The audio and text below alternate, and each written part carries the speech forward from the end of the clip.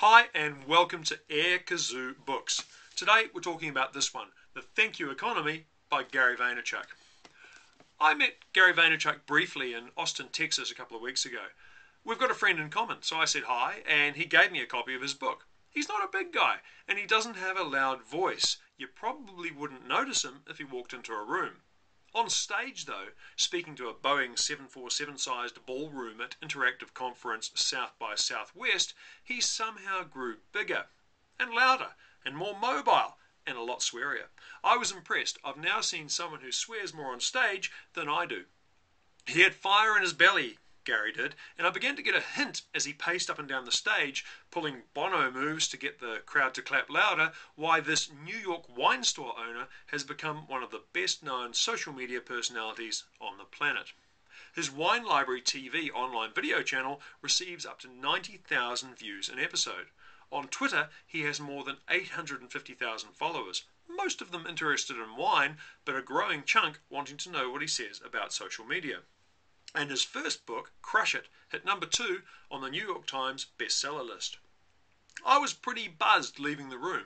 Gary's take on content calendars, fuck 'em, or words to that effect, struck a chord, and when I shared it on LinkedIn, it set off a pretty interesting discussion. So I was excited to get my hands on one of the first copies of The Thank You Economy. The big idea at the heart of the Thank You Economy is that as consumers now have the power of mass communication at their fingertips or in their pockets, companies need to return to the small-town customer service ethic our grandparents grew up with. While social media gives people the power to spread the word, good or bad, about your company, it also gives you the power to hear and take part in conversations you'd never have known about 10 years ago. I like that thinking, and it ties in well with how local businesses that have found success through social, from telecom to Giapo, treat their customers. Thing is, every chapter I read after the first left me a little less amped, until by the end I was flicking pages like I was looking for the next photo spread in Playboy. There were some tantalising glossy colour pages at the end, but they turned out to be the crowdsourced runners-up for the book's cover design. If you ever need an illustration of why professional designers are worth the money, they're it.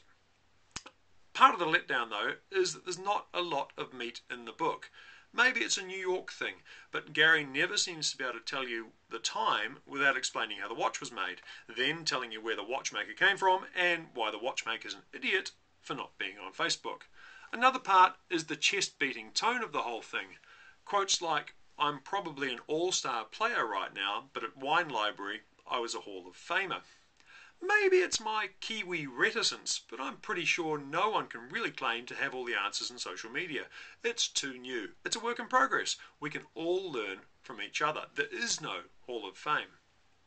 That said, a lot of the content in the book I agree with. I mean, I have to. A lot of it, especially around the impact of organisational culture on social media and vice versa, is in line with what I wrote in my own book last year.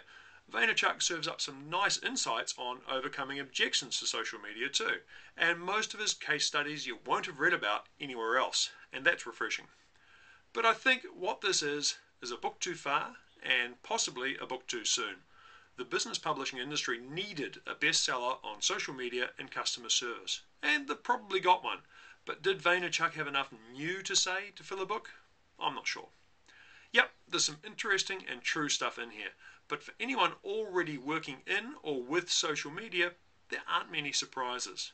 Maybe its real value will be as a primer for old school CEOs, marketers, and anyone else who still needs convincing that social isn't going away. So, if that's what you're looking for, the Thank You Economy might just be it. Thanks for watching.